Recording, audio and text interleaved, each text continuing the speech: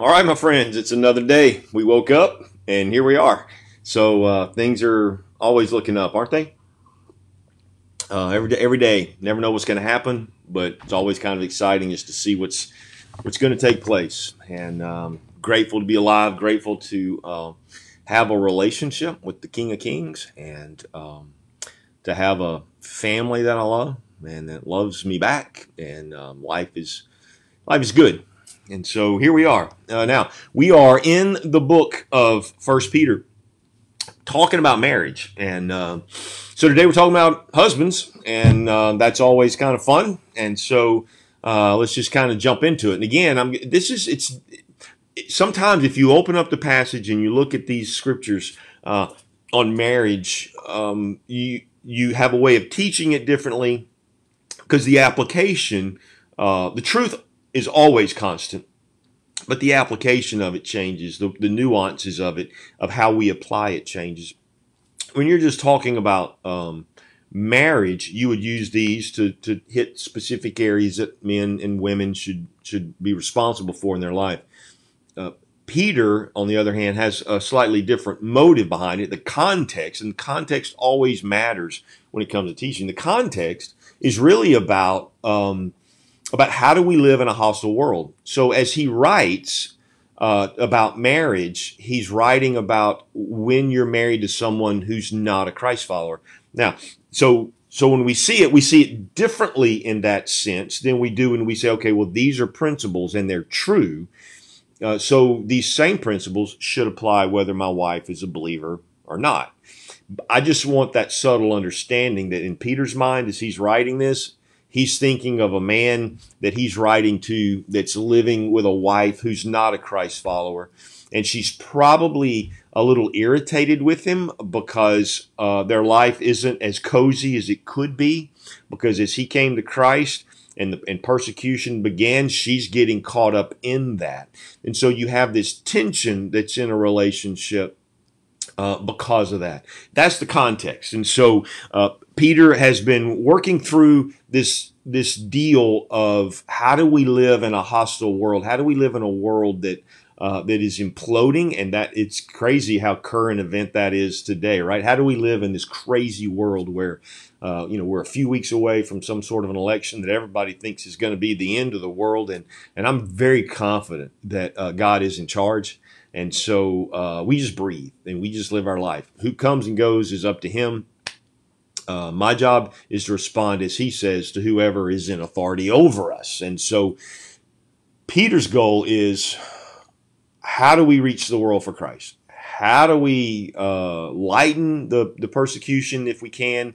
And then how do we win others to Christ? And so he says the best way to silence critics, or the best way to endure the difficulty of the critic, is to keep the end game in mind. To go, hey, you know what? This isn't my home. I'm a stranger. I'm an alien. I've been chosen for a different nation. I'm a royal priest. I'm from a royal line. I have access to the King in the world in which I move spiritually and physically and in every way in the future. So there's a heavenly city. That's where I'm going. That's the end game, right? I can endure this. I can enjoy whatever's going on here. I can endure the bad, because this isn't my home. Then he says, now, how do we do that in the area of government? And he says, well, you're going to honor. You're going to be the model citizen, the citizen that they want. That's what you're going to do. You're going to obey their laws. You're going to honor the emperor. You're going to honor the governor. You're going to honor the mayor. You're going to treat them with respect. And in the process, you're not going to be rebellious. You're not a troublemaker. Christians, we're not that. We're not troublemakers. We're not protesters. We're not a part of a rebellion. We are Christ followers. And so he says, and you can argue and go through whatever you want to, and get all upset about all that because you want to be those kind of people, because it's in us to want to do that. He says that's not the way to do it. You want to silence, you want to muzzle people, be a model citizen. Submit to the authorities. The only time that we don't even resist arrest. We just do what they do. We have court systems we work through and all that, but we're compliant people. The only time that we resist is when our government tells us to do something that the Word of God clearly says we can't do. That's it, right? So if the Word of God says, hey, you can no longer preach, well, guess what? I'm going to do that. If they say you must start killing, your children because we're overpopulated, I can't do that, right? I can't violate the laws of God. And at that point, what you do to me is what you're going to do to me. But here's where I stand. Then he came into the area of the marketplace, master slave, because that was kind of their environment of market right there. Then he says, same thing. You're just going to be obedient to your master. You're going to be obedient to those in authority over you in the marketplace, your boss or whatever. You're just going to do what you do. You're going to be good model employee so that nobody can say anything bad about you. Why? Because my life isn't my own. It belongs to Christ. Then he brings it into the marriage. And this is where we're going. And this is what we looked at yesterday. He reminded us about wives, and I will read that because there's a context to it. Wives, in the same way, and that in the same way means in the same way that you submit to the government, in the same way that you submit in the marketplace, you should bring that same submission into your marriage. And so for the wives, he said, wives in the same way, submit yourselves, that is to choose willingly, make it a decision of the will that I will put myself underneath the authority of my husband, so that if any of them don't believe, they may be won without a word. The best way to silence a husband who's opposed to Christ is to just submit to his authority, because you silence him. That's what it says. You don't nag. You don't constantly bring things up like that. You just live a godly life. Then he talks about how you should be working on the inside of your life, not just the outside. We appreciate you working on the outside, but it's the inside that really matters. And so that was his context. Then he says, husbands, in the same way. There's that phrase again. So what's he referring to? What is the same way? Submission, right? Man, old school preachers, nobody ever want to talk about that men have a role to submit as well. My job is to submit to my wife. Now, my submission is different. And this is what he's going to address. But if we go to Paul in his writing in Ephesians 5:21, he speaks of this one concept: submit therefore one to another in the fear of Christ. Women, and then he lists out what women should do. Men, and he lists out what they should do. There's mutual submission. That simply means that when Tammy and I, in this relationship that we have, her role is to line up underneath me in the area of authority and leadership and direction. And that doesn't mean that she doesn't have conversation with me and go, hey, that sounds kind of crazy. It just means that at the end of the day, she goes, okay, listen, I've had my say. If that's where you think we ought to go, I'm going to follow you. And that's powerful. Now, to the men, how do we do that? Well, we're getting ready to look at it here. But we do that by submitting her need to her needs over my needs. That's how a man does it. So if I'm in an environment and Tammy's not a Christ follower, and all of a sudden I brought Christ into our relationship and into my life, and I'm beginning to experience the hostile nature of the world, and she's getting all concerned, and maybe we're having to downsize because financially I'm not where I could be because of my stance, and however those things work. How do we deal with that wife? And this is what he's saying. And so he says, husbands, in the same way that he's asked women to submit, I want you to. In the same way, be considerate as you live with your wives.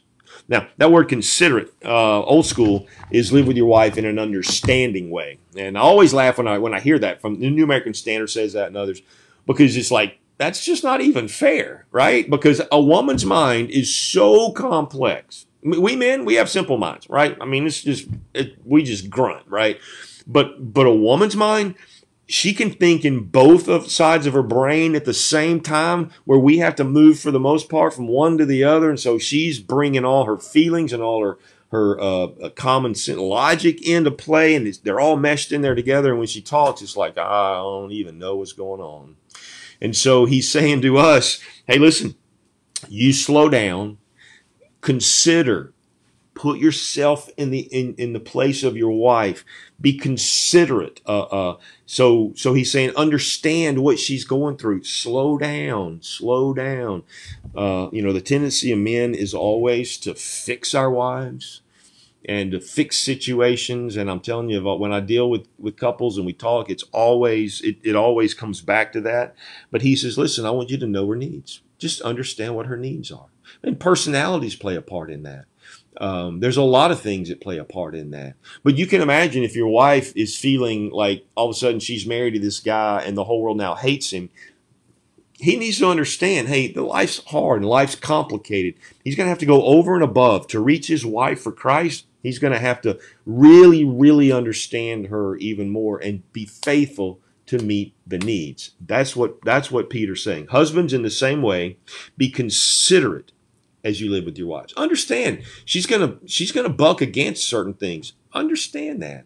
This isn't how you do it. Okay, woman, submit. Right? No, you just meet her needs, and you constantly you just stay steady, and you be considerate to what's going on in her world, and empathetic. That's really the goal, to be empathetic to what she's thinking and what she's saying. And that's not an easy thing. Come on, I mean, I've been doing this for about 41 years, and still I stumble in this whole thing. And man, I mean, I can mess up in a hurry, and so you have to back up and go, okay, well, God, I probably shouldn't have said it that way.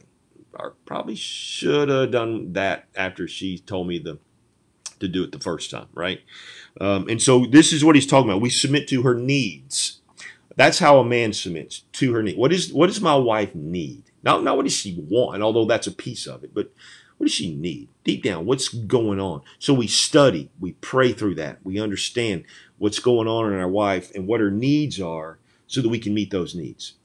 Now, this is pretty powerful. Then he says, and treat them with respect. Well, let's go back to the live with your wife. That whole word, that's a different kind of word in the original language, live with your wife. It really implies an intimacy and a closeness. And so I think that's worthy of conversation too, that we live together. We're not just roommates. We're not just, her needs, my needs. We're in this life together. Believe it or not, we're human beings in this life. And so he says, as you live with her, in other words, as we rub up against each other, as we go through crisis together, as we raise kids together, he says, I want you to understand her needs. I want you to understand her needs for intimacy, for emotional attachment, closeness, all of those things. It's not right for a man to withdraw himself from his wife and not be open. You match openness with openness, and it's foreign to men. But this is what he's saying, that we should be thoughtful and respectful. And then he says, and treat them with respect. And there's that word, right? Respect. That means to give preference, to give honor, to respect someone. Nobody has to earn that. I go weary of people saying, well, I just don't give respect. I got to earn it. No, we don't. I mean, that's the way the world does. But we give respect freely. We give respect to the lowest of the low, as the world would see it, and as the highest of the high. We give respect. We treat you like we want to be treated. That's respect.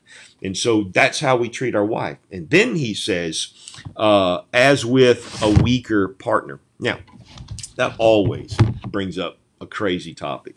And no, the Bible is not politically correct. And no, the Bible isn't progressive in the sense. It is very progressive. The thought life is vastly different than the way the world leads. The Bible is always way ahead of mankind. But the Bible isn't progressive in that it changes over time. And now women and men have a different makeup. No, they don't. The woman, like it or not, is a weaker vessel. Now, what does that mean? But I'm not either. Yeah.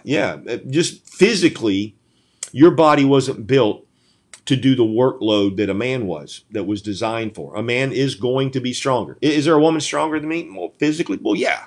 But the point is that as a whole, generally speaking, a man is stronger. He just is. And so we recognize that our wife doesn't have the strength to do certain things. And so we're We're sensitive to that. So, we help them put boxes up. We help them open jars, whatever those things are. We treat her with respect because she's a weaker partner. She's also weaker emotionally because she lives in both worlds at the same time. We men have an ability to shut our emotion down. It's not necessarily a good thing. We just have that ability, but a wife can't. And so that's not a bad thing. It's just it brings a sort of a weakness. She's fragile. She's sensitive. I can say things to a man at work, and we just look at each other and go on with life. You say that same thing with that same tone to a wife, and there you can see that there's some damage. It was like a punch, and so we can't do that. All right. So that's when he says weaker vessel, weaker partner. That's what he's saying. So we treat them with respect in the area of physically and emotionally, and that's what we do. Then he says, and I love this phrase, she is your partner and heirs with you of the gracious gift of life. Now, that's not speaking of spiritual life, I don't believe, because the context doesn't indicate that. The context indicates one's spiritual, one's not. This is how a woman wins her unspiritual husband, and this is how a man wins his unspiritual wife. But what he is saying is, let's move the spiritual thing aside. Life is a gift. Just life. Just the fact that you were born and you get to walk this planet is a gift. It's a blessing when Christ meets you there and you invite him into your life and then you walk with the creator of the universe together. But life is still precious. It's a gift. And he says, and there's just something about this. It's this gift of partnership, right? This is what he's talking about. Treat her with respect as a weaker partner and your partner in this thing called life. This is what he's calling us to. Come on, man. Open up. You have a partner. Solomon understood that clearly when he says two are better than one. For when one lays down, there's another to keep him warm, and when one falls, there's another to lift him up. A cord of three strands is not easily broken. There's this privilege of partnership. He who finds a wife finds a good thing, and so just celebrate that partnership. I've got someone to shoulder my load when I can't handle it out there, and I come in here and she can do that for me, and I can handle hers, and we're with locked arms. Come on, get this picture, because this is what he's calling us to. And then he says this, do those things so that nothing will hinder your prayers. This is powerful. Two things that come out of this. One is, if I'm not right with my wife, I'm not going to be right with God in that sense. He's saying, hey, listen, you go fix that. But the other, and probably in the context of what he's saying here, is if I'm desperately praying for God to win my wife to him and to draw him to himself, I hinder those prayers if I don't live a holy life in front of her. They go together. Pray and ask God to save your wife, to open her heart, and at the same time, live such a way that the gospel is attractive to her. And that's the message for men and women today. I got to jet and get out of here. Kept you longer than I should have. Love you guys, and I'll see you tomorrow.